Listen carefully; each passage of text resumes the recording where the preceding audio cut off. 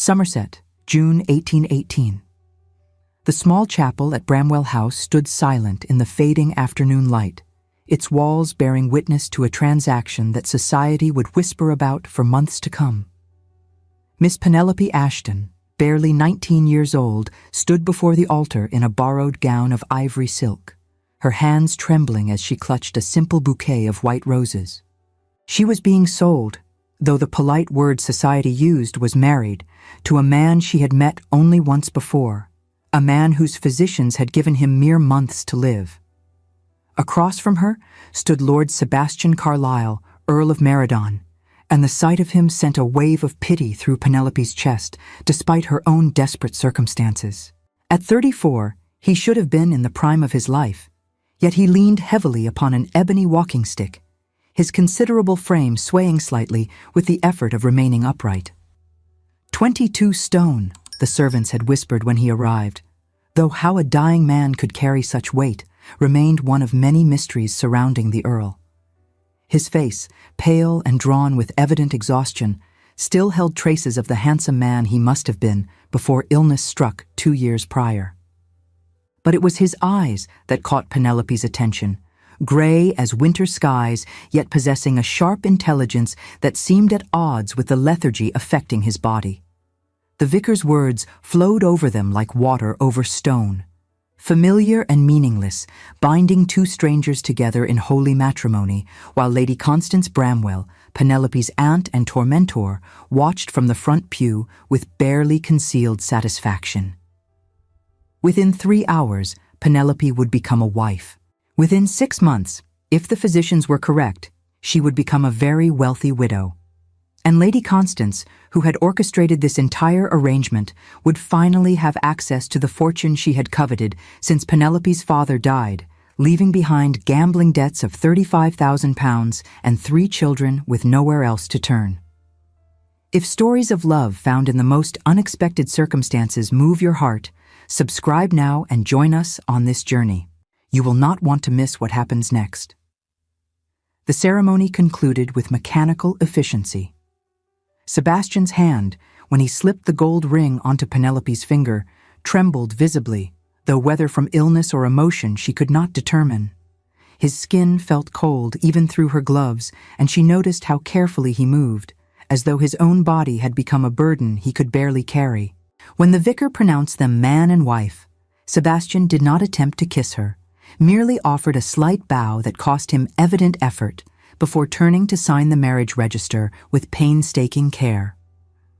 "Well done, my dear," Lady Constance murmured as she swept past Penelope in the vestry, her voice dripping with false sweetness. "You have secured your siblings' future admirably. Young George and Anne will never see the inside of a workhouse now, thanks to your sacrifice." She adjusted her burgundy gloves with studied nonchalance. "Of course, when the Earl passes, as Dr. Harrington assures me he will before Christmas, you must remember who arranged this advantageous match.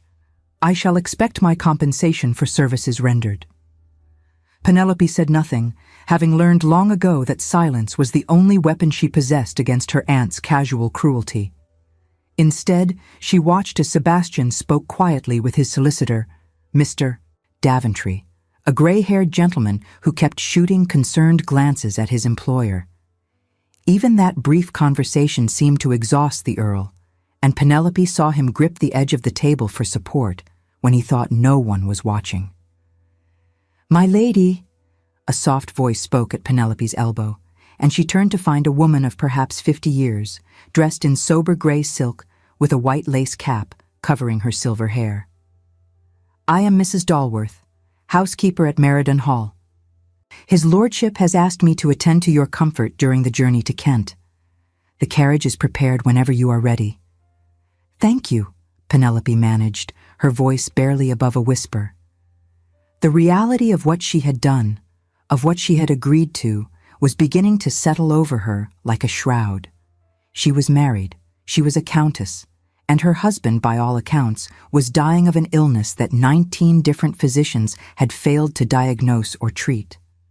The journey to Kent was an arduous affair, spanning 2 full days with a necessary overnight stop at a coaching inn near Guildford. Penelope spent most of the travel time watching Sebastian through lowered lashes as he sat across from her in the well-appointed carriage. He slept for the majority of the journey, his head tilted back against the velvet cushions, his breathing deep and regular. In sleep, the lines of pain and exhaustion eased from his face, and Penelope could see the man he might have been, handsome in a rugged way, with strong features and a determined jaw. His hands, resting on his thighs, were large and capable-looking, though they twitched occasionally as though responding to some dream or involuntary tremor. Mrs. Dalworth, who sat beside Penelope, noticed her observation and spoke quietly to break the silence. "His lordship suffers greatly, my lady, though he bears it with remarkable fortitude. The convulsions come without warning, sometimes 3 or 4 times a day. The physicians call it brain fever, though none of their treatments have brought any relief. We all pray for a miracle, though I confess, hope grows thin." "How long has he been ill?" Penelope asked, keeping her voice low so as not to wake him. 2 years this spring. He was a barrister before the illness struck, one of the most brilliant legal minds in London, they said. He could argue a case for hours without notes, remembering every precedent, every statute. Now he can barely walk from his chamber to the library without exhaustion. Mrs. Dalworth's voice caught with evident affection and sorrow. His dear mother, the Dowager Countess, passed last autumn. They said it was her heart, but I believe it was grief at watching her only son decline so terribly. Penelope absorbed this information in silence, her eyes drawn once more to Sebastian's sleeping form. A brilliant legal mind trapped in a failing body. A man who had once commanded courtrooms reduced to needing assistance to move through his own home. It seemed a particularly cruel fate, and for a moment Penelope forgot her own desperate circumstances in sympathy for his. It was then that Sebastian's body went rigid. The change happened so quickly that Penelope barely had time to process it. One moment he was sleeping peacefully, the next his entire frame had locked into unnatural stillness, his hands curling into fists, his jaw clenching so tightly she could hear his teeth grinding together. His eyes flew open, but they did not see, staring sightlessly at the carriage ceiling as his body began to convulse. "Hold him steady," Mrs. Dalworth commanded, moving swiftly to press Sebastian's shoulders back against the seat. "Do not try to restrain him completely. Just keep him from injuring himself. These episodes pass, but they are violent." Penelope acted on instinct, reaching out to steady Sebastian's head, which had begun striking the wooden panel behind him. His skin burned with sudden fever beneath her hands, and she could feel the tremors coursing through his entire body like waves of electricity. The seizure, for surely that was what this was, lasted perhaps 30 seconds, though it felt like an eternity. Then, as suddenly as it had begun, Sebastian's body relaxed, sagging back against the cushions as unconsciousness claimed him once more. "The physicians say it is the brain fever progressing," Mrs. Dalworth explained as she carefully loosened Sebastian's cravat to help him breathe more easily. "Each episode weakens him further. They have tried bloodletting, purgatives, mercury treatments, even ice baths. Nothing helps. Some days he has 1 seizure, other days as many as 6. There is no pattern we can discern." Penelope stared down at Sebastian's unconscious face, still flushed from the exertion of the seizure, and felt something shift in her chest. She had married this man to save her siblings from destitution, accepting what she believed would be a brief and loveless union ending in convenient widowhood. But watching him struggle against an illness that no one understood, seeing the toll it took on his wasting body, she felt an unexpected surge of determination. This was not the pampered nobleman she had expected, wasting away from excess. This was a man fighting a battle he did not understand, abandoned by the very medical establishment that should have helped him. Meridon Hall revealed itself as the carriage rounded a final curve in the drive late on the second day, and Penelope caught her breath despite herself. The house was magnificent, a sprawling estate of warm gray stone that glowed amber in the fading sunlight. Ivy climbed the western wall, and roses bloomed in profusion around the entrance. Tall windows reflected the sunset, and Penelope could see the manicured gardens stretching away on either side, dotted with ancient oaks and carefully tended flower beds. It was beautiful, serene, and utterly at odds with the tragedy unfolding within its walls. Sebastian had not yet regained consciousness when the carriage stopped. 2 footmen appeared immediately, their faces betraying no surprise at their master's condition, as they carefully lifted him from the carriage and carried him into the house. Mrs. Dalworth followed, issuing quiet orders, while Penelope stood alone in the grand entrance hall, taking in the marble floors, the sweeping staircase, the portraits of previous Earls of Meriden looking down from the walls with stern approval. My lady, a dignified man of perhaps 60 years approached, his butler's livery immaculate. I am Jenkins. Welcome to Meriden Hall. Mrs. Dalworth has had the rose room prepared for you. If you would follow me, I shall show you to your chambers. His lordship will likely sleep until morning after such an episode.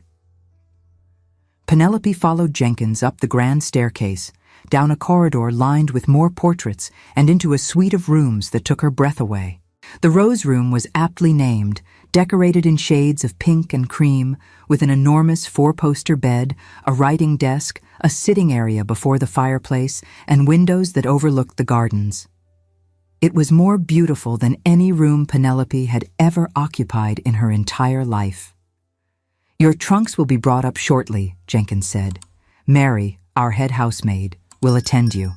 Dinner is typically served at 7, but given the circumstances, Mrs. Dalworth thought you might prefer a tray in your room this evening. That would be most welcome, thank you, Penelope replied, her voice barely above a whisper. When Jenkins withdrew, she sank onto the edge of the bed, suddenly overwhelmed by everything that had transpired. Married, a countess, mistress of this grand estate, and tied to a dying man who had just had a violent seizure in front of her. A knock at the door interrupted her thoughts. My lady? May I come in? A young woman entered at Penelope's invitation, bobbing a quick curtsy. I am Mary, my lady. I have brought hot water for washing and will help you dress for dinner if you wish. Thank you, Mary. Penelope allowed the girl to help her out of the ivory wedding gown, accepting the simple muslin dress offered for evening. As Mary brushed out her hair, Penelope asked carefully, How long have you served at Meriden Hall? Since I was 14, my lady, nearly 10 years now. Mary's hands were gentle as she arranged Penelope's dark hair into a simple knot. It has been a sorrowful house these past 2 years, but perhaps your arrival will bring some light back to these halls. His lordship was very specific in his instructions about your comfort. Before Penelope could respond, there was another knock, and Mrs. Dalworth entered carrying a tray. I thought you might prefer something light this evening, my lady. His lordship has awakened and wishes to speak with you, if you feel capable. He is quite lucid after the episodes pass, though exhausted. I have settled him in the library, as it is less formal than the drawing room. Penelope's heart raced with sudden anxiety. Of course, I shall go to him immediately. The library proved to be a magnificent room lined floor to ceiling with books, their leather spines gleaming in the light of dozens of candles. A fire burned in the massive fireplace, and before it, Sebastian sat in a large wing-backed chair, a blanket over his knees despite the warmth of the evening. He looked impossibly weary, his face drawn, but his gray eyes were clear and focused as they fixed upon Penelope when she entered. Lady Meriden, he said, and his voice, though tired, held a strength that surprised her. Please sit. I apologize for the dramatic introduction to your new home. The convulsions are unpredictable, as you witnessed. Penelope settled into the chair across from him, folding her hands in her lap to stop their trembling. You need not apologize, my lord. I understand you are unwell. Unwell. A bitter smile twisted Sebastian's mouth. That is perhaps the kindest euphemism I have heard. The physicians have run out of polite words, I fear. They now simply call me dying, and leave it at that. He shifted in his chair, the movement clearly causing him discomfort. But we have more important matters to discuss than my imminent demise. I owe you an explanation, Lady Meriden, for why I agreed to this marriage and what I expect from it. My aunt was quite clear about the arrangements, Penelope said quietly. I am to be your wife in name, and in exchange, my siblings are provided for, and my father's debts are cleared. When you pass, I shall receive the widow's portion as outlined in the marriage settlement. It is a business arrangement, nothing more. Yes, the business arrangement. Sebastian's eyes studied her with uncomfortable intensity. But your aunt was not entirely truthful with you, I suspect. May I be frank, Lady Meriden? I would prefer honesty to pleasant lies, my lord. Then you should know that I did not marry you for companionship or comfort in my final months, nor because your aunt convinced me of your charms, considerable though they may be. Sebastian's words were clipped, precise, the voice of the barrister he had once been. I married you because of a promise I made to your mother. Penelope's head jerked up in shock. My mother? You knew my mother? Catherine Ashton was lady-in-waiting to my mother for 15 years. They were dear friends, and your mother was a frequent guest at this house during your childhood, though you were likely too young to remember. When she lay dying of consumption 7 years ago, she made my mother promise to watch over you should anything happen to your father. My mother, in turn, extracted the same promise from me before she passed last autumn. Sebastian's voice softened slightly. When I learned that your father's gambling debts had left you and your siblings destitute, and that your aunt was auctioning you off to the highest bidder, I could not allow it. Better you should be a wealthy widow after a few months than trapped in a miserable marriage to Lord Edgeworth or Sir Reginald for decades. Tears pricked at Penelope's eyes, and she blinked them back fiercely. You married me out of duty to my mother? I married you to protect you, as I promised I would. That is all this is, Lady Meriden, a protective arrangement that will ensure your security and that of your siblings. You owe me nothing beyond your name on the marriage certificate. I do not expect wifely devotion or affection. I will likely be dead within 6 months regardless, so you need only endure my company for that brief time. The words should have been reassuring, but instead they filled Penelope with an inexplicable sadness. And if you are not dead within 6 months, she asked quietly, what then? Then the physicians are even more incompetent than I believed, which given their track record seems unlikely. Sebastian attempted to rise from the chair and failed, his legs refusing to support his weight. He sank back with a grunt of frustration. 19 physicians, Lady Meriden. 19 different medical men, from London's finest to obscure specialists from Edinburgh and Bath. All of them have examined me, bled me, purged me, dosed me with every vile concoction known to medical science, and not one of them has been able to stop the convulsions or explain the weight gain or halt my decline. They call it brain fever because they have no other name for it, but they do not understand it, and they cannot cure it. Penelope watched as he struggled to master his frustration, his hands clenching the arms of the chair. The weight gain, she said carefully. The physicians believe it is from excessive eating? Of course they do. It is the obvious conclusion, is it not? A man grows fat, therefore he must be gluttonous. Never mind that I eat less now than I did 2 years ago. Never mind that I have documented every meal, every morsel, in meticulous detail for the past 18 months. They see what they expect to see and ignore evidence that contradicts their assumptions. The bitterness in Sebastian's voice was palpable. They think I am mad for keeping such detailed records. Dr. Harrington told your aunt that my obsessive documentation is itself a sign of mental decline. She has already begun proceedings to have me declared incompetent so she can control the estate as guardian. Shock jolted through Penelope. Lady Constance seeks to have you declared incompetent? Did you not know? Ah, but of course she would not tell you. It would interfere with her plans. Sebastian's laugh held no humor. She believes that a man in my condition is an embarrassment to the peerage. She claims she wants to protect the dignity of the title by hiding me away.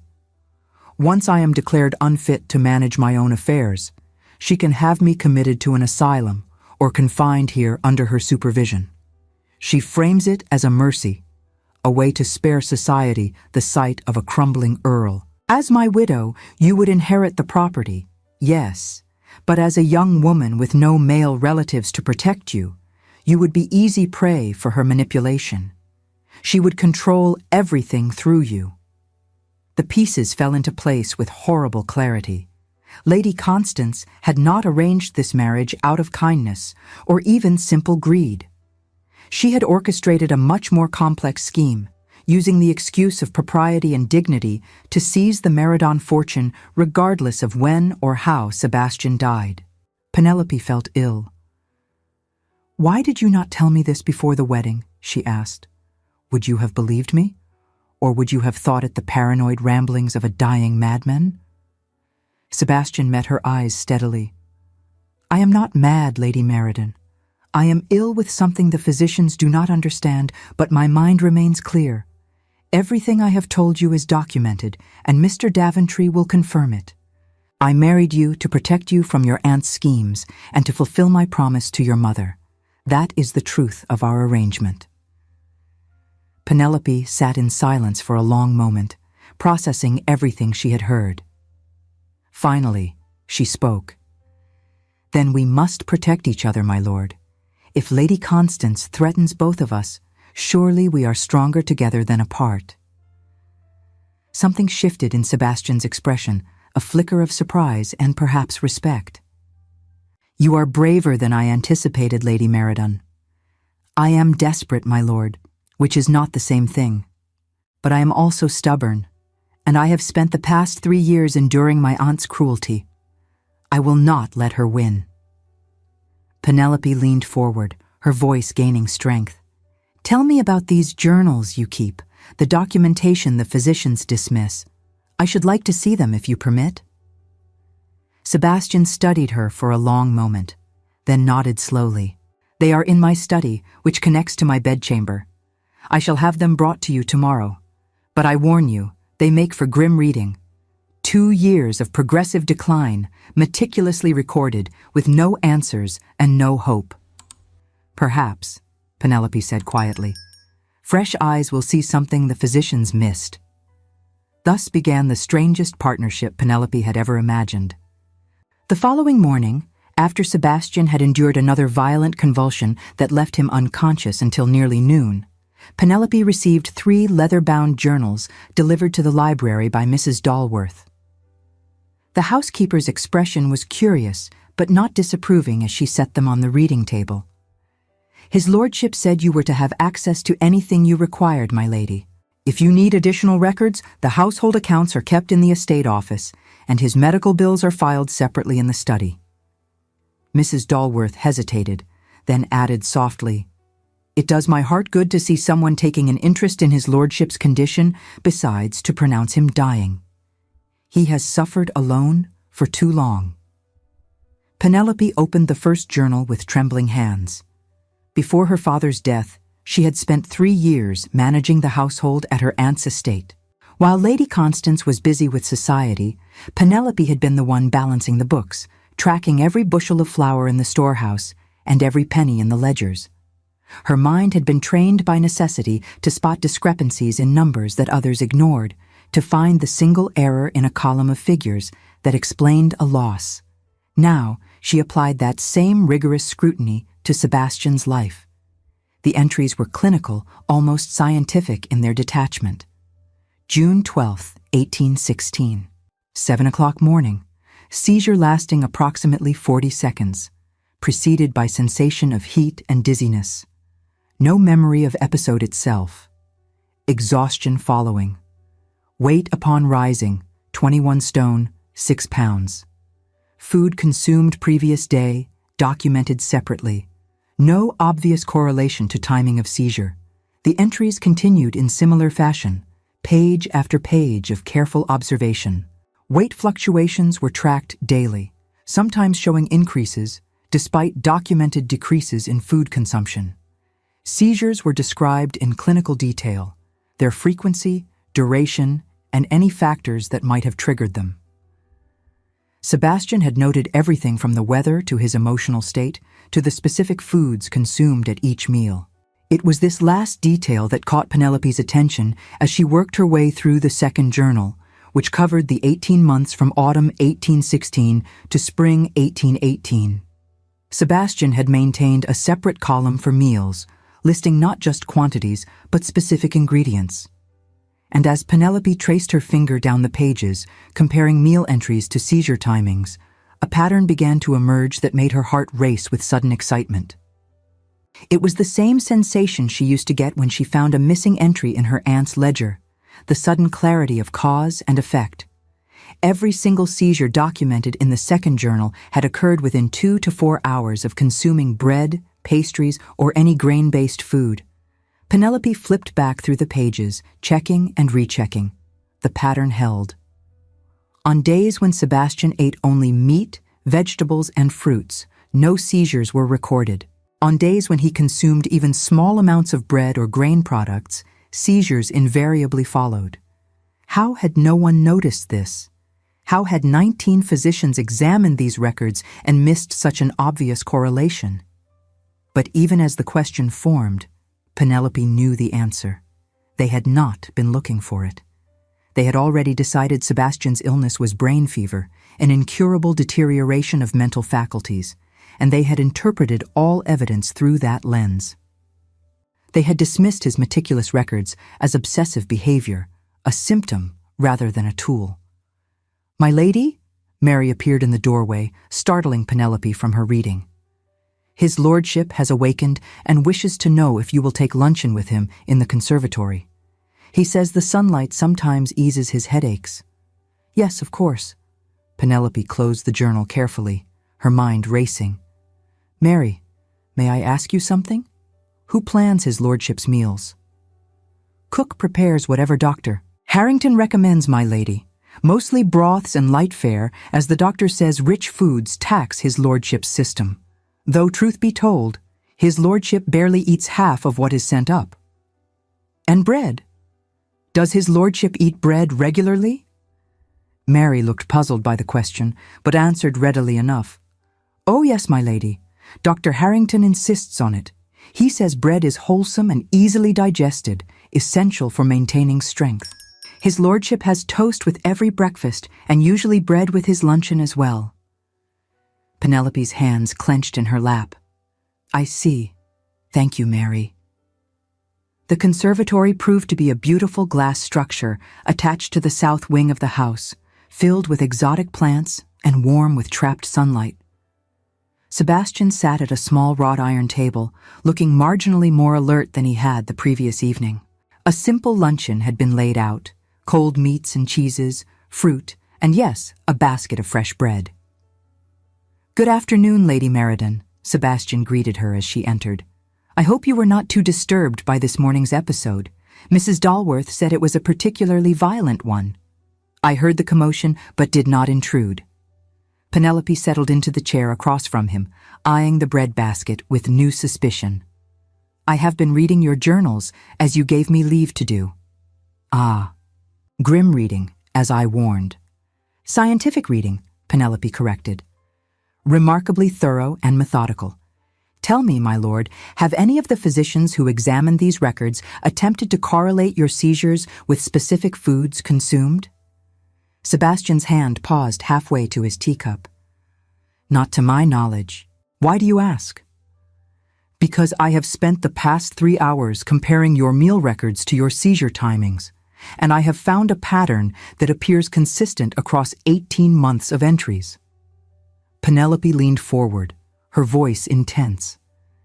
"Every seizure you have documented occurred within hours of consuming bread or grain products.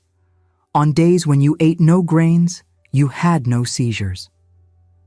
The teacup clinked against its saucer as Sebastian set it down with unsteady hands. "That is impossible." "Is it? Look at the entries yourself. June 14th, 1817. Breakfast of toast and jam, seizure at 10 o'clock morning.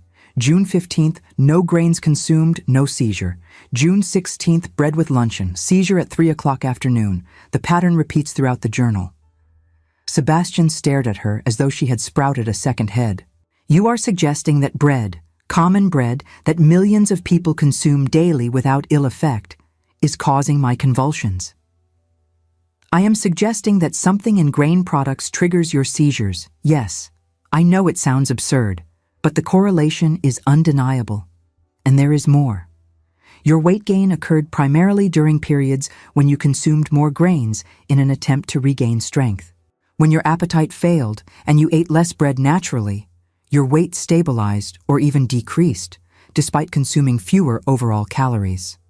Sebastian pushed away from the table, agitation evident in every line of his body. If what you suggest were true, why would no physician have noticed it? 19 different doctors examined those journals. Because they were not looking for it. They had already decided you suffered from brain fever, and they interpreted everything through that assumption. They saw obsessive documentation where they should have seen scientific investigation. They saw excessive eating where they should have seen unexplained constitutional disorder. Penelope's voice softened. I am not a physician, my lord. I have no medical training, but I have spent 3 years managing household accounts and budgets for my aunt, tracking expenditures and patterns. I recognize data when I see it. Sebastian sank back into his chair, his face pale. Even if you are correct, what difference does it make? I cannot simply stop eating bread and expect to recover. It is the very foundation of diet. Dr. Harrington would never approve such a radical alteration. Then we do not tell Dr. Harrington. The words were out before Penelope could stop them, bold and reckless. We conduct an experiment. 4 weeks with no grains of any kind in your diet. If I am wrong, you will have lost nothing. If I am right, the seizures will stop. And how do you propose we accomplish this without the household staff reporting to Dr. Harrington, who reports everything to your aunt? Despite his skepticism, there was a flicker of something in Sebastian's eyes that might have been hope. We tell them that I have taken an interest in natural philosophies and wish to try a dietary regime I read about in a book on continental health practices. We make it my eccentric whim as a new bride. The servants will think me foolish, but they will comply with my wishes as lady of the house. Sebastian studied her for a long moment, his gray eyes searching her face. Why are you doing this? You gain nothing from attempting to cure me.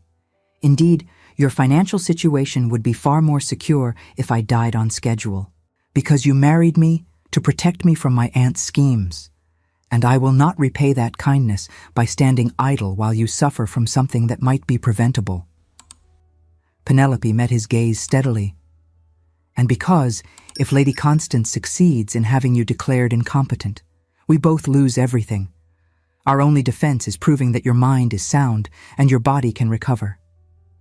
Give me 4 weeks, my lord. What have you to lose? My dignity, perhaps, when your theory proves wrong and the entire household whispers about the mad Earl and his deluded wife. But even as he spoke, Sebastian reached out and pushed the breadbasket away. Very well, Lady Meriden. 4 weeks, but I want everything documented as thoroughly as the past 2 years have been. If we are to conduct an experiment, we shall do it properly. Thus began what would later be known in certain progressive medical circles as the Meriden experiment, though at the time it was simply a desperate gamble by 2 people with nothing left to lose. Penelope took control of the household menus with an authority that startled the staff but was accepted as the new countess, exerting her authority. She met with cook, a formidable woman named Mrs. Griswold, and outlined her requirements with careful precision. No bread, no pastries, no cakes or biscuits, Penelope explained, watching Mrs. Griswold's eyebrows climb toward her cap. No wheat flour, no barley, no oats or rye. All of his lordship's meals are to consist of meats, fish, eggs, vegetables, fruits, nuts, and dairy products, nothing that contains any grain whatsoever. Begging your pardon, my lady, but Dr. Harrington specifically ordered bread for his lordship's strength. He will not be pleased to learn of this change. Doctor, Harrington is not the mistress of this house, Penelope said with a breezy confidence she did not feel. I have been reading the latest journals from Paris. The French court is quite taken with this new regimen for clearing the complexion and balancing the humors. It is a continental fashion, Mrs. Griswold, and I should like to see if it suits his lordship. We must stay current with the times, must we not? The cook bobbed a curtsy, her expression doubtful but placated by the explanation of a foreign fad. As you say, my lady, though it seems a queer sort of fashion to deny a man his bread. The first week was not the miracle they had hoped for. In fact, it was a trial of patience. Sebastian felt worse before he felt better. He became irritable and lethargic, his body craving the familiar comfort of bread and pastry. He snapped at the servants and even at Penelope, his temper flaring with a volatility that was unlike him. This is madness, he growled on the 5th day, pushing away a plate of roasted chicken and greens. I feel weak as a kitten, and my head aches abominably. Your experiment is a failure, Lady Meriden. The body often resists change before it accepts it, Penelope replied calmly, though she marked his irritability in the ledger with concern. Give it time. We agreed on 4 weeks. On the 8th day, however, the fog began to lift. Sebastian experienced what would have been his usual morning seizure time after breakfast, felt the familiar heat and dizziness approaching, but the seizure never came. The sensation passed after mere seconds, leaving him shaken but conscious.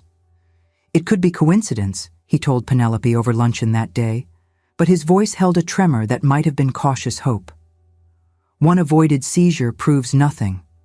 Then we continue documenting and wait for more data, Penelope replied calmly, though her own hands trembled as she made entries in the new journal she had started specifically for the experiment. By the end of the 2nd week, Sebastian had gone 10 consecutive days without a single seizure. His weight had dropped by nearly 2 stone, and for the first time in months, he was sleeping through the night without waking from convulsions. The change in his energy was remarkable. He began spending hours in the library, reading and working on legal correspondence that had been neglected during his illness. His face regained color, and the perpetual exhaustion that had shadowed his eyes began to lift. I can think clearly again, he told Penelope on the 15th day, wonder evident in his voice. I had not realized how much the constant fog had dulled my mind. It was gradual, you see, so subtle I did not notice until it began to clear. But this clarity, this is how I used to feel before the illness struck. Penelope carefully recorded every observation in their experiment journal, noting not just the absence of seizures, but the improvement in Sebastian's mental acuity, his increased stamina, the weight loss that occurred despite him eating more overall calories than he had been consuming previously. She documented his improved sleep, the reduction in headaches that had plagued him daily, even the subtle changes in his mood and temperament. It was on the 19th day that Lady Constance made her unexpected appearance. Penelope was in the morning room going over household accounts when Jenkins announced her aunt with obvious disapproval. Lady Constance swept into the room in a gown of deep purple, her sharp eyes immediately assessing everything from the furnishings to Penelope's simple day dress with critical precision. Well, niece, I see you have settled into your role as nurse to a dying man with admirable efficiency, Lady Constance began without preamble. I came to see how you were managing, though I confess I am surprised to find you looking so well. Most young brides would be prostrate with grief by now, anticipating their husband's imminent demise. His lordship's health has improved remarkably, Penelope said carefully, setting aside her ledger. I have reason to hope the physicians were overly pessimistic in their predictions. Improved? Lady Constance's laugh was sharp and disbelieving. My dear child, Dr. Harrington himself told me that the Earl has perhaps 2 months remaining, 3 at most. These apparent improvements are likely nothing more than a final rallying of strength before the end. I have seen it before in the dying. They seem to recover briefly, and then they decline rapidly and permanently. Nevertheless, I have observed genuine improvement over the past 3 weeks. The seizures have ceased entirely, and his strength returns daily. Lady Constance's eyes narrowed dangerously. Ceased entirely? That seems unlikely given the severity of his condition. Unless... She paused, her expression shifting to something almost gleeful. It seems unlikely unless he has been hiding his seizures from you to spare your feelings. Or perhaps he is dosing himself with laudanum to suppress the symptoms temporarily. That would explain the apparent improvement, though it only hastens the ultimate decline. Lord Meriden takes no laudanum and hides nothing from me. The improvement is genuine and documented. Documented. Lady Constance's voice dripped with scorn. Ah, yes, the famous journals. Dr. Harrington mentioned the Earl's obsessive recording of symptoms. It is itself a sign of mental deterioration, you know. No rational man keeps such meticulous records unless his mind is already slipping into madness. Anger flared in Penelope's chest, hot and sudden. Those journals are not evidence of madness, but of scientific inquiry. His lordship has been attempting to understand his own illness through careful observation, something the physicians should have applauded rather than dismissed. Scientific inquiry. Lady Constance rose from her seat, moving to the window with studied casualness. Tell me, niece, has the Earl discussed his financial affairs with you? Has he perhaps suggested that you should take a more active role in managing the estate? The question set warning bells ringing in Penelope's mind. We have discussed household management as is appropriate for the mistress of Meriden Hall. Why do you ask? Because I have filed a petition with the Court of Chancery to have Lord Meriden declared incompetent to manage his own affairs. It is a matter of dignity, Penelope. We cannot have a peer of the realm convulsing and wasting away while making a mockery of his title with mad scribblings. It brings shame upon the family name. Shame! Penelope stood up, her voice trembling with suppressed rage. You speak of shame while plotting to steal his life? I speak of protection, Lady Constance corrected coldly. Given his documented mental decline and the testimony of multiple physicians regarding his deteriorating condition, I expect the court will appoint me as guardian of his estate until such time as he passes and you inherit. As your only living relative, it is my duty to protect your interests and ensure the estate is properly managed during this difficult transition. We must hide his condition from the world, not parade his madness. Penelope felt as though the floor had dropped away beneath her feet. You have no right. Lord Meriden is perfectly competent. Is he? A man who has gained 22 stone while claiming to eat almost nothing? A man who keeps obsessive journals documenting imaginary patterns in his illness? A man whose own physicians have declared him suffering from progressive brain fever? Lady Constance's smile was cold and triumphant. The court hearing is scheduled for 6 weeks hence. I suggest you prepare yourself for the reality that your husband will soon be under my care, along with the fortune you were so eager to secure through this marriage. After her aunt departed, Penelope sat alone in the morning room, her hands shaking with fury and fear. Lady Constance had accelerated her timeline, threatened by the very improvements that had given Penelope and Sebastian hope. If they could not prove that Sebastian's recovery was genuine and lasting, if they could not demonstrate that his illness had been misdiagnosed all along, the court would declare him incompetent and everything would fall under Lady Constance's control. She found Sebastian in the library, poring over legal texts that had not been opened in 2 years. He looked up as she entered, and the question died on his lips when he saw her expression. Your aunt has been here, he said flatly. I can see it in your face. Penelope explained everything, watching as Sebastian's expression shifted from concern to anger to grim determination. When she finished, he closed the legal text with deliberate care and met her eyes. 6 weeks, he said quietly. 6 weeks to prove that I am not mad, not dying, and perfectly capable of managing my own affairs. It should be sufficient time to complete our experiment and demonstrate the results. But how do we prove it to the court? Lady Constance has 19 physicians willing to testify that you suffer from incurable brain fever. We have only our own observations and these journals that they already dismiss as evidence of madness. Sebastian's smile was sharp and dangerous, the smile of the brilliant barrister he had once been. Then we find a physician who will listen to evidence rather than dismiss it based on preconceived assumptions. Someone with the courage to challenge conventional medical wisdom, and we document our experiment so thoroughly, so scientifically, that the court cannot ignore it regardless of what other physicians claim. But where do we find such a physician? You have already consulted 19 different doctors, all of whom were recommended by Dr. Harrington or operated within the same established medical circles. What we need is someone outside that system, someone with radical ideas who is not afraid to challenge orthodoxy. Sebastian's fingers drummed on the desk as his mind worked through the problem with lawyerly precision. There was a man I read about 2 years ago, before the worst of the illness struck. A physician who had been struck off the rolls of the Royal College of Physicians for promoting unorthodox theories about diet and disease. Dr. Matthias Wycliffe. He had studied on the continent and claimed to have documented cases where elimination of certain foods cured previously untreatable conditions. Where is this Dr. Wycliffe now?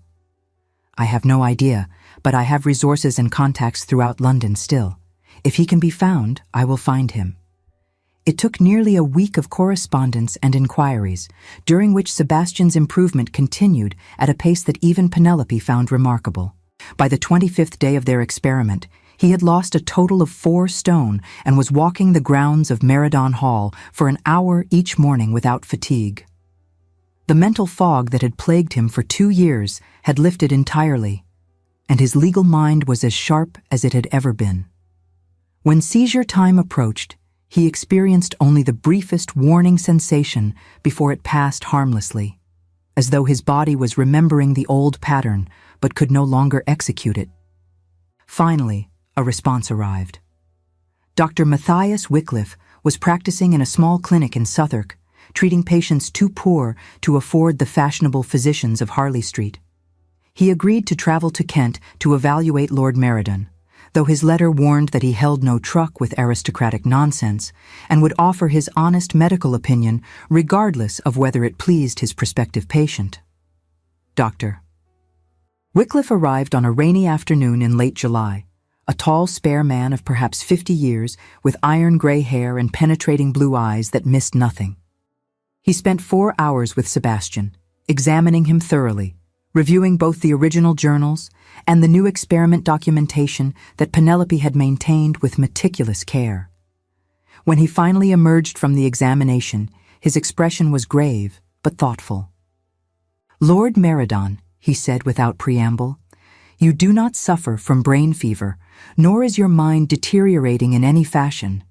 You suffer from what I have seen in perhaps a dozen cases during my years studying unusual maladies on the continent. There is no English name for it, but the Italian physicians call it malatia celiaca, a sensitivity to certain grains that causes seizures, digestive disturbances, and paradoxical weight gain in some individuals. The mechanism is not fully understood, but the cure is exactly what Lady Meridon has implemented: complete elimination of wheat, barley, rye, and related grains from the diet." The relief that washed over Penelope was so intense it made her lightheaded. Then the experiment worked. The correlation was real. More than real. It was scientifically sound observation that 19 other physicians missed because they were not looking for it. Lady Meridon, you may have saved your husband's life through simple curiosity and careful documentation. Dr. Wycliffe turned back to Sebastian.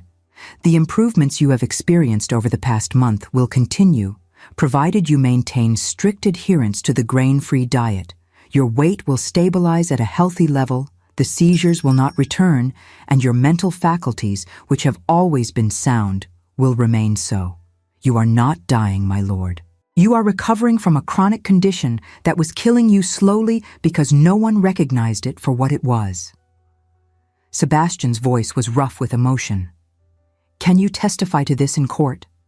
My wife's aunt has filed a petition to have me declared incompetent, and the hearing is in less than 3 weeks. I can and will testify, though I warn you that the medical establishment will not welcome my testimony. I was struck off the rolls for refusing to conform to accepted practices, and my opinions carry little weight with most of my former colleagues." Dr. Wycliffe's smile was grim. "However, I can present scientific evidence and documentation that will be difficult for even the most orthodox physician to dismiss. The transformation in your condition over the past month is dramatic and objectively measurable. Weight loss, cessation of seizures, improved mental clarity, all documented day by day with the kind of precision that courts respect." "Then we have our defense," Sebastian said, and for the first time since Penelope had met him, she heard genuine hope in his voice. "Between your testimony, our documentation, and my own appearance before the court, we can prove that Lady Bramwell's petition is without merit." The next 2 weeks were spent in intense preparation. Dr. Wycliffe remained at Meriden Hall, conducting additional examinations and helping Penelope refine their documentation into a format that would be comprehensible to laymen in a courtroom. Sebastian, meanwhile, threw himself into preparing his legal arguments with the fierce joy of a man who had thought his career ended forever. He pored over precedents regarding competency hearings, prepared detailed rebuttals to every claim Dr. Harrington might make, and practiced his courtroom arguments with Penelope as his audience. "The key," he explained one evening as they reviewed his notes in the library, "is to demonstrate not just that I have recovered, but that the original diagnosis was fundamentally flawed. We must show the court that the physicians made assumptions based on incomplete observation and then interpreted all subsequent evidence through the lens of those assumptions. It is a pattern of reasoning that occurs in both law and medicine, unfortunately. Once a conclusion is reached, contradictory evidence is dismissed rather than examined." Penelope listened, marveling at the transformation in the man before her. This was not the exhausted, defeated Earl she had married scarcely 2 months ago. This was a brilliant legal mind in full command of his faculties, passionate and articulate, demolishing arguments with surgical precision. When he spoke of the prejudices built into medical diagnosis, his gray eyes blazed with intellectual fire. It was in that moment, watching Sebastian dissect the logical fallacies in Dr. Harrington's methodology, that Penelope realized with sudden clarity that she had fallen in love with her husband. The thought should have terrified her. They had married as strangers, united by necessity and a promise to a dead woman. He had told her explicitly that he expected nothing from her beyond her name on their marriage certificate. Their relationship was supposed to be temporary, a brief interlude before a convenient widowhood that would leave her wealthy and independent. But somewhere in the past 2 months, between reading his journals and conducting their desperate experiment, between shared meals and evening conversations about medical theory and legal precedent, something had changed. She no longer saw him as the dying Earl she had married out of necessity. She saw him as Sebastian, a man of remarkable intelligence and quiet courage, who had fought against an illness no one understood while maintaining his dignity and his determination to protect those he felt responsible for. "Penelope?" Sebastian's voice broke through her reverie. "You have that expression again, the one you get when your mind is working through a problem. What are you thinking?" She could not tell him the truth, so she said instead, "I was thinking that Lady Constance severely underestimated both of us. She thought she was manipulating 2 desperate people with no resources or options. She did not anticipate that we might become allies rather than victims." Something shifted in Sebastian's expression, a warmth that had not been there before. She made a tactical error, assuming that a marriage of convenience could not become something more. "Though I confess, I made the same error initially." He set aside his notes, giving her his full attention. "You have proven yourself far more than I expected, Penelope. Not just in solving the mystery of my illness, but in managing the household, standing up to your aunt, conducting our experiment with scientific rigor. You have the mind of a natural philosopher and the courage of a barrister. I am fortunate to have you as my wife, regardless of the circumstances that brought us together." The words warmed Penelope even as they made her heart ache with longing for something more. "We have been fortunate in each other," she replied carefully, "though the true test still lies ahead. If we cannot convince the court that your recovery is genuine, all our efforts will mean nothing." The Court of Chancery hearing took place on the 14th of August, 1818, in a courtroom packed with curious spectators who had come to witness the fate of the allegedly mad Earl of Meriden. Lady Constance sat in the front row with Dr. Harrington beside her, both of them radiating confidence. They had no reason to doubt their victory. After all, they had the weight of established medical opinion on their side, while Sebastian had only the testimony of a disgraced physician and his own supposedly unreliable observations. The hearing began with Lady Constance's solicitor presenting her petition. He outlined Sebastian's medical history, the 19 physicians who had examined him, the progressive deterioration documented over 2 years. He presented Dr. Harrington, who testified in authoritative tones about brain fever, inevitable decline, and the obsessive documentation that demonstrated Lord Meriden's deteriorating mental state. "The journals themselves reveal the problem," Dr. Harrington declared. "No rational man would maintain such detailed records unless his faculties were already compromised. The Earl's insistence on finding patterns where none exist, his conviction that common bread could cause seizures, these are classic signs of paranoid delusion accompanying advanced brain fever." When it was Sebastian's turn to present his defense, he rose from his seat without assistance. Dr. Harrington opened his mouth to object, likely to claim that the Earl needed help, but the words died in his throat.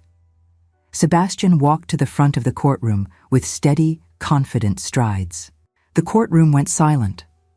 Those who had attended expecting to see a dying man, bloated and barely conscious, could not reconcile that image with the healthy, vigorous gentleman who now stood before them. The visual evidence alone was a devastating blow to the opposition's argument. Sebastian spoke for nearly 30 minutes, and Penelope watched in admiration as he systematically dismantled every claim made against him.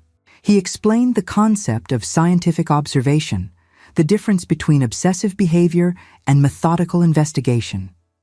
He walked the judges through the correlation between grain consumption and seizures, presenting the data in terms so clear that even laymen could understand it. "The physicians diagnosed brain fever because they had no other explanation for my symptoms," Sebastian said, his barrister's voice carrying to every corner of the courtroom. But the absence of an explanation is not the same as evidence of a specific diagnosis.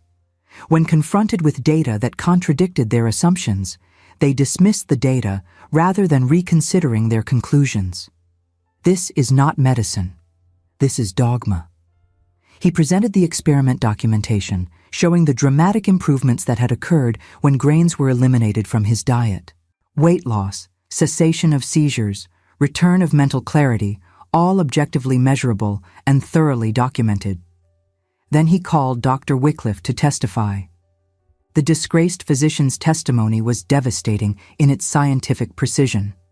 He explained grain sensitivity, presented cases he had documented from his continental studies, and described the mechanism by which certain proteins in wheat and related grains could trigger seizures in susceptible individuals. He admitted freely that the medical establishment did not recognize this condition, but pointed out that medical knowledge was constantly evolving, and what was unknown today might be common knowledge tomorrow. 20 years ago, physicians bled patients for nearly every ailment, believing it balanced the humors, Dr. Wycliffe said. Today we recognize that practice as harmful nonsense. Medical orthodoxy is not the same as medical truth, and any physician worth his credentials should be willing to follow evidence wherever it leads, even if it contradicts accepted wisdom.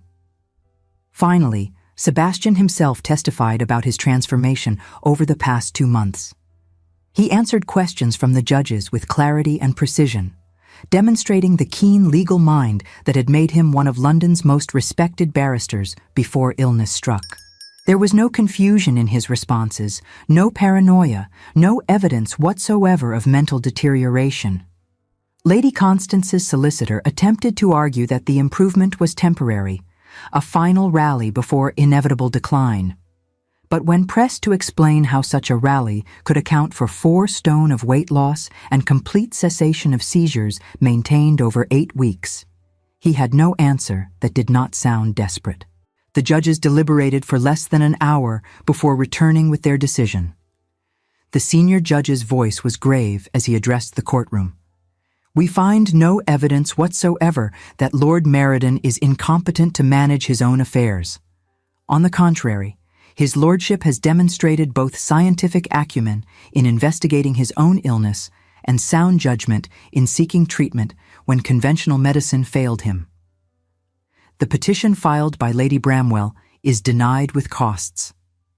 He fixed Lady Constance with a stern gaze. "Furthermore, this court takes a dim view of petitions motivated by transparent greed or social embarrassment rather than genuine concern for the alleged incompetent. Lady Bramwell, you are fortunate we do not refer this matter for prosecution on charges of malicious litigation." The courtroom erupted in whispers and exclamations. Lady Constance's face went white, then red, then white again as the implications sank in. She had not only lost, she had been publicly humiliated by 3 judges of the Court of Chancery. Her reputation, already questionable, was now destroyed beyond repair. Sebastian turned to find Penelope in the crowd, and the smile he gave her was brilliant with triumph and relief.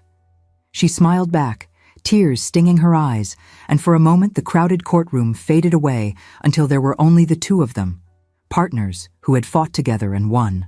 The Harrington Ball 6 weeks later was one of the social events of the season, attended by anyone of consequence in London society. Penelope stood before her mirror in the Rose Room at Meriden Hall, allowing Mary to arrange her hair and fasten the crimson silk gown that had been made specifically for this occasion.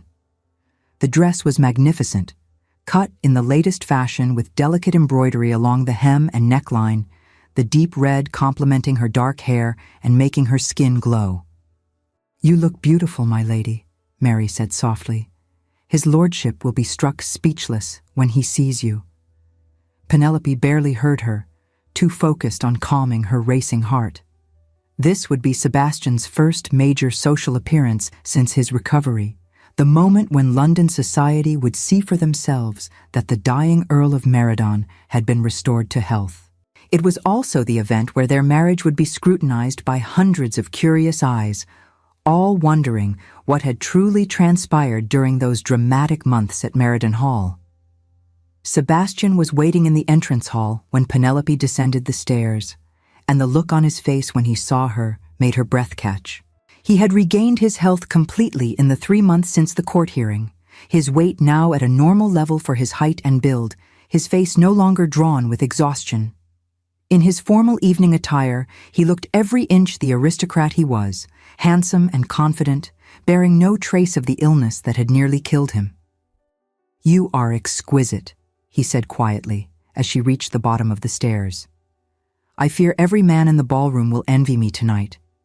"And every woman will envy me," Penelope replied, allowing him to take her arm.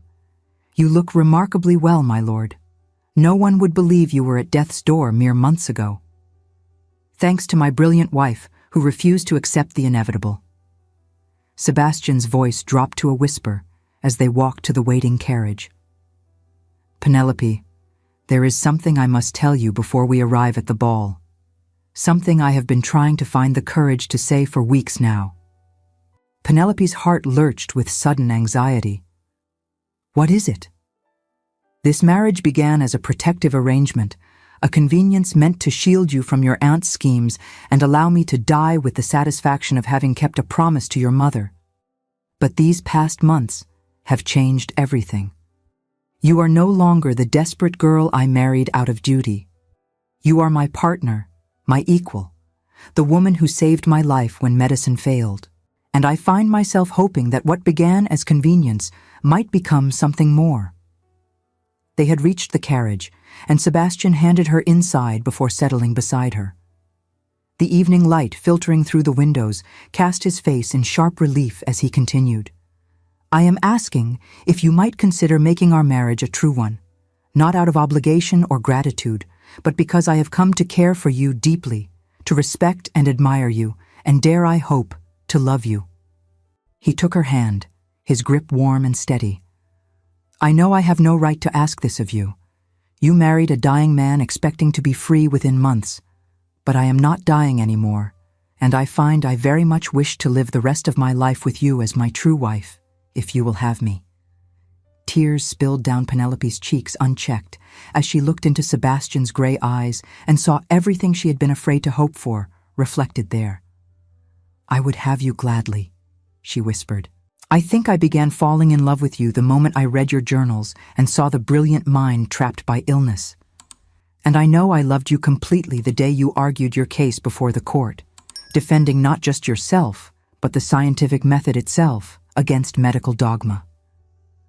Sebastian pulled her close, and Penelope went into his arms with a sigh of relief, resting her head against his chest as his heart beat steady beneath her ear. "Then we shall attend this ball as true partners," he murmured into her hair, "and let society whisper all they like about the Meridon miracle. Let them wonder how a dying man recovered and how a marriage of convenience became a love match. We shall know the truth, and that is sufficient." The ballroom at Harrington House blazed with candlelight from a dozen crystal chandeliers, and the cream of London society filled the space in a dazzling array of silks and jewels.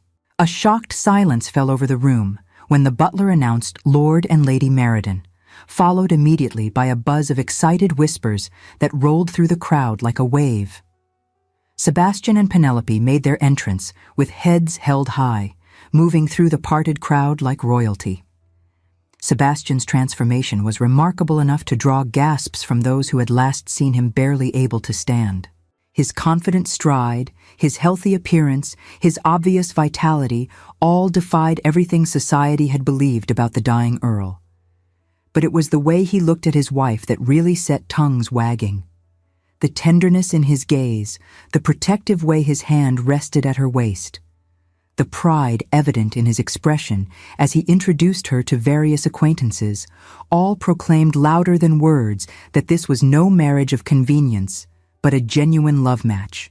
"Lord Meridon," Lady Bellingham exclaimed as they paused near her group, her fan fluttering with excitement. "The reports of your recovery were not exaggerated, I see. You look absolutely splendid. And Lady Meridon, I must say, marriage clearly agrees with you. You are positively glowing." "Marriage to the right person certainly has its benefits," Sebastian replied, his voice warm.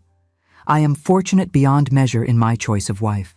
The dancing began, and Sebastian led Penelope onto the floor for the first waltz. As they moved together, Penelope was acutely aware of hundreds of eyes watching them, assessing, judging, spreading gossip that would dominate society conversation for weeks. But in Sebastian's arms, she found she did not care what they thought. Let them stare. Let them wonder. She had found something infinitely more valuable than social approval. "They are calling you the Meridon mind," Sebastian murmured as they turned. "Did you know?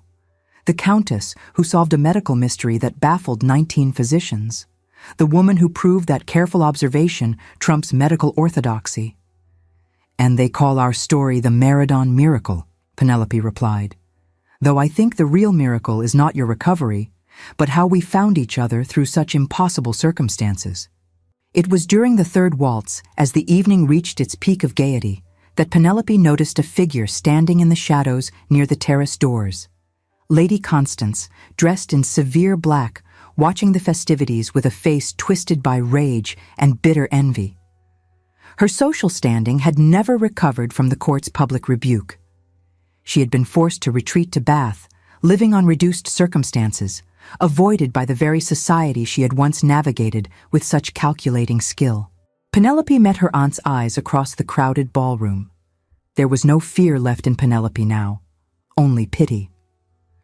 Lady Constance lifted her chin in a gesture of haughty disdain, refusing to acknowledge the defeat, before turning sharply and sweeping out of the room, alone and unnoticed by the vibrant crowd.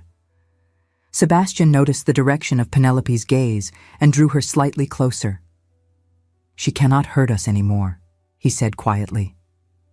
"The court's ruling was absolute, and your siblings are safe and well provided for.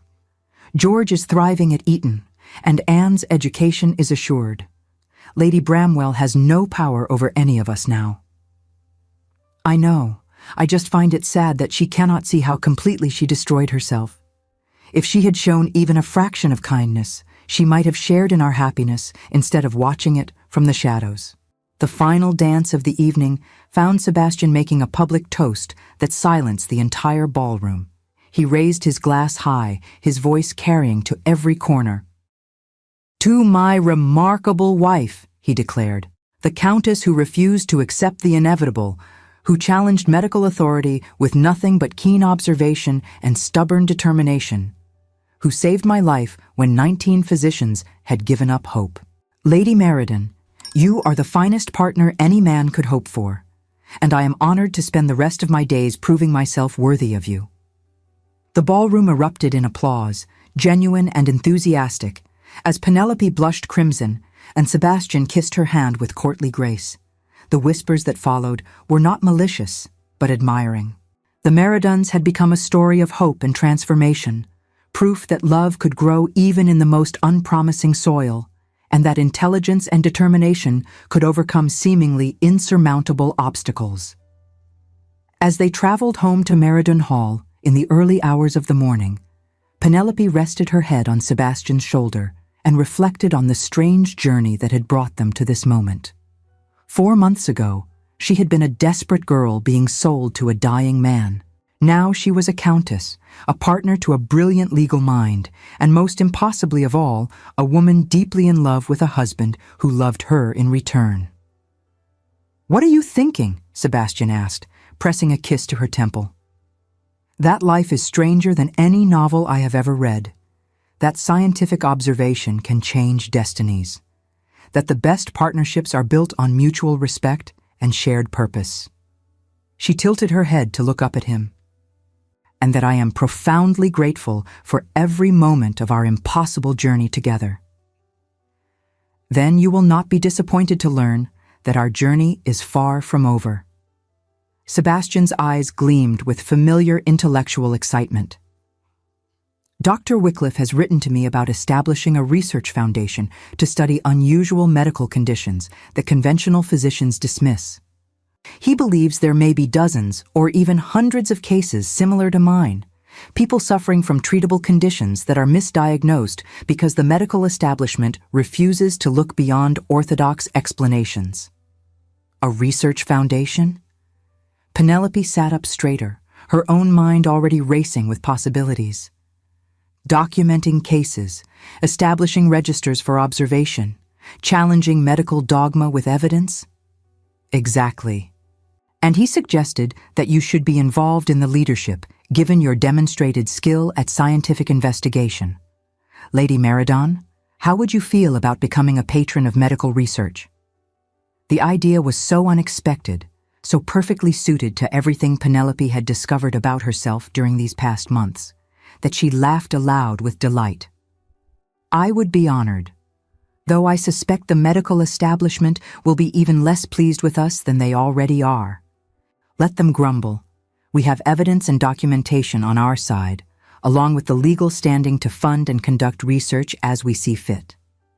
Between my legal expertise, your investigative skills, and Dr. Wycliffe's medical knowledge, we can make a genuine difference for people who suffer as I did, dismissed and abandoned by physicians who think they already know everything." Meriden Hall appeared in the dawn light as they approached, its windows glowing warmly against the pink-streaked sky. Home, Penelope thought with wonder. Not a temporary refuge or a prison of convenience, but a true home shared with a partner who valued her mind as much as her presence. The months that followed brought changes that rippled far beyond the walls of Meriden Hall. The Meriden Research Foundation was established with substantial funding, dedicated to investigating unusual medical conditions through careful documentation and evidence-based approaches. Dr. Wycliffe was appointed chief physician, and Penelope took on the role of director of research, bringing the same meticulous attention to data that had saved Sebastian's life. Within the first year, they identified and helped treat 18 other cases of grain sensitivity, each person experiencing transformations similar to Sebastian's when grains were eliminated from their diets. The Foundation published detailed case studies that, while controversial, began slowly changing how some progressive physicians thought about diet and disease. Sebastian used his legal expertise to defend the Foundation against attempts by orthodox medical societies to shut it down, arguing eloquently for the principle that scientific investigation should follow evidence rather than tradition. 2 years after their wedding, Penelope gave birth to a healthy son, William Sebastian Carlyle, whose arrival was celebrated throughout Merredon Hall with genuine joy.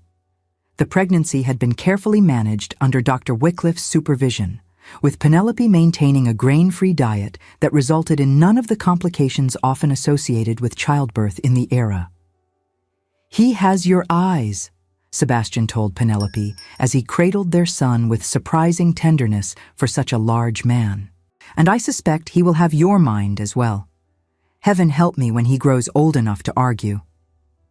"And heaven help him when you start teaching him legal reasoning," Penelope replied, watching her husband with their child and feeling her heart overflow with contentment she had never imagined possible. Sebastian had returned to practicing law, taking on cases that challenged conventional thinking or defended those dismissed by society.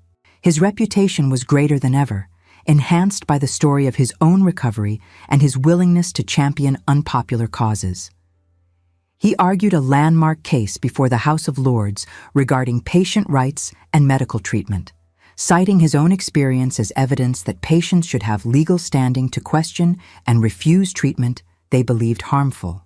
Penelope, meanwhile, testified before a parliamentary committee investigating medical reform, presenting the Foundation's research with such clarity and conviction that even skeptical politicians had to admit the evidence was compelling.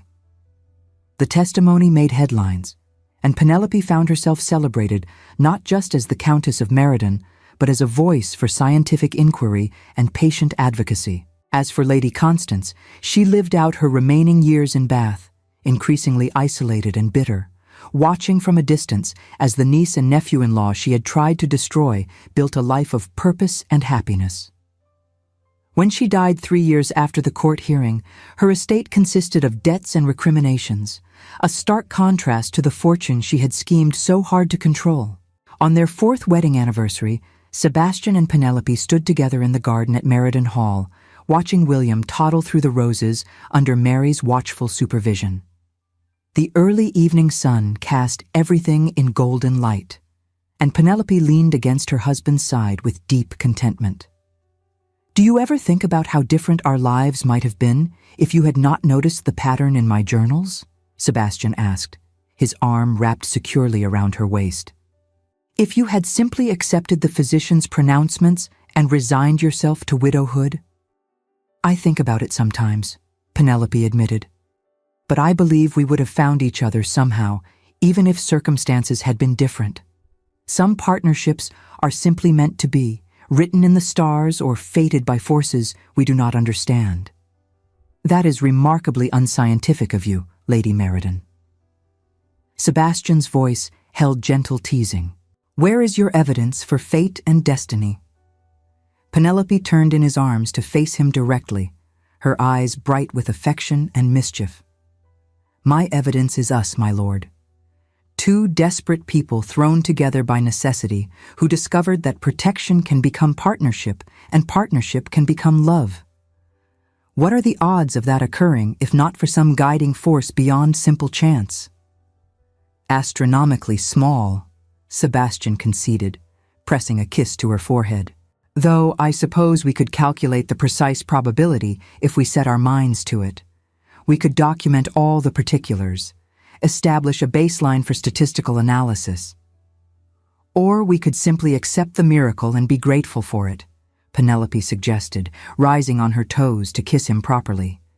Sometimes, my brilliant husband, the evidence of our own happiness is sufficient proof without further investigation required. Sebastian pulled her closer, and as the sun set over Meridon Hall, painting the sky in shades of amber and rose, two people who had begun as strangers, united by desperate necessity, stood together as partners, as lovers, as friends who had chosen each other over and over again every day since that first impossible wedding. Their story would be told and retold, inspiring others to question authority, to trust their own observations, to believe that love could grow in the most unlikely circumstances. But for Sebastian and Penelope, the story was not about miracles or medical mysteries or triumphant vindications in court. It was simpler and more profound than that. It was about two people who had saved each other by refusing to accept the limitations that society and circumstance tried to impose. About partnership built on mutual respect and shared purpose. About love that grew not from grand gestures, but from quiet moments of understanding and support. And it was about proving that sometimes the greatest discoveries come not from those with credentials and authority, but from those willing to look at evidence with fresh eyes and ask the simple question that no one else had thought to ask: why? In asking that question and pursuing the answer with courage and determination, Penelope and Sebastian had not only saved a life, but had begun to change how medicine itself understood the relationship between diet and disease, a legacy that would extend far beyond their own remarkable story. Thank you so much for staying with us until the end. If this story touched your heart, please like, subscribe, and share with someone who needs to hear it. Your support helps us continue creating stories of love, resilience, and hope.